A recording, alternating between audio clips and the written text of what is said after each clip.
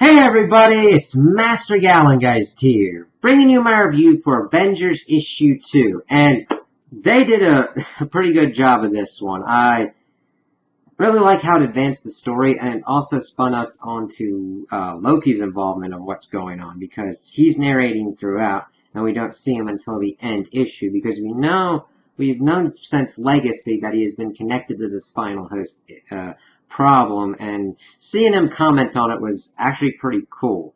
Talking about how the big three are together, how they're kind of like super tools going after this world-ending threat of the final host. We see Doctor Strange and Black Panther still fighting the bugs inside of the Earth, but that's all we get on them in this issue. And I'm alright with that because we got a good amount of them in the first issue. This one's focused more on Robbie and She-Hulk and kind of putting them into their positions, while we see Cap, Thor, and Iron Man trying to deal with what's going on as well. So, we also see Captain Marvel trying to slow the descent of a Celestial, and we then focus mainly on Robbie, talking about like the bugs coming out and just freaking out over it.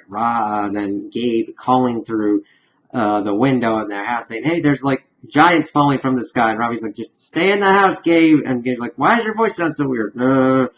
Pretty much just tries to blow him up and then gets in the health charger and blasts off, taking out some bugs along the way. We then get to Jennifer Walters going up to a Celestial. You're like, oh god, giant thing, this is not good for your temperament, and you shouldn't be here. And then we see these bug things coming out of the Celestial as well. She hulks out going Hulk squish and starts kind of like fighting them and everything. Then we find out this Celestial is Esson and kind of gets into She-Hulk's head. You're like, what? I don't understand. What's going on? What here for what?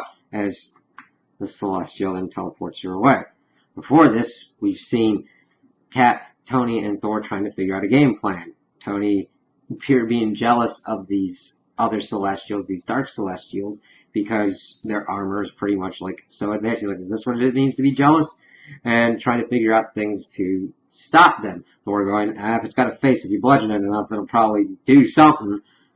Cap pretty much chiming in saying, I took like out a battle cruiser with a shield, and everything's got a weakness. I'm like, there you go, Cap. And they're just trying to figure out how to stop these things, but they're not being really successful.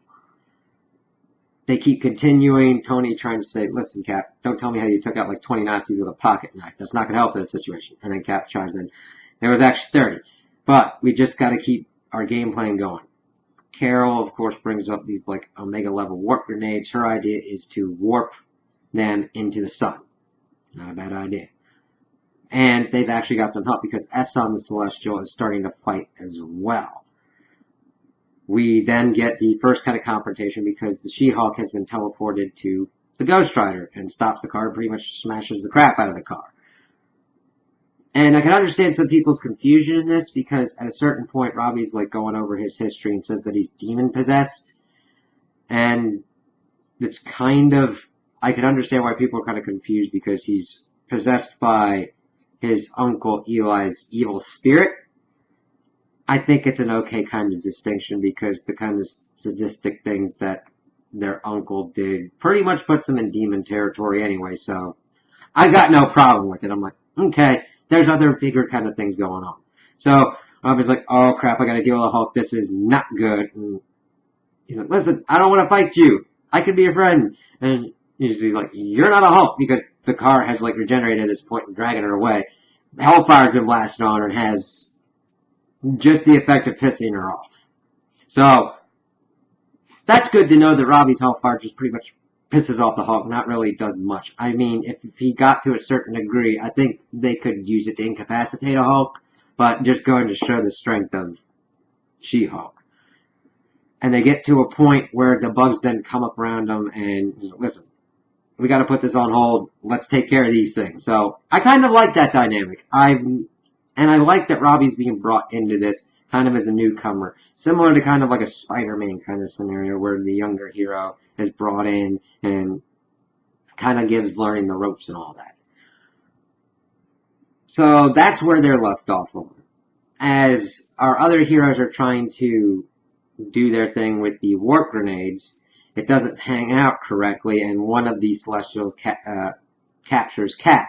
And the rest of them start getting buzzed off by this like purple energy, and of course Loki decides to show himself at this point, talking about how these Dark Celestials have a cure, pretty much salvation by global extinction.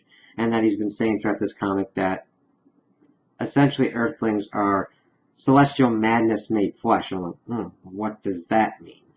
And are the Celestials trying to help us? Because Esson was fighting these Dark Celestials. Why are we considered a disease? And what is this kind of cure that are just giant kind of bugs?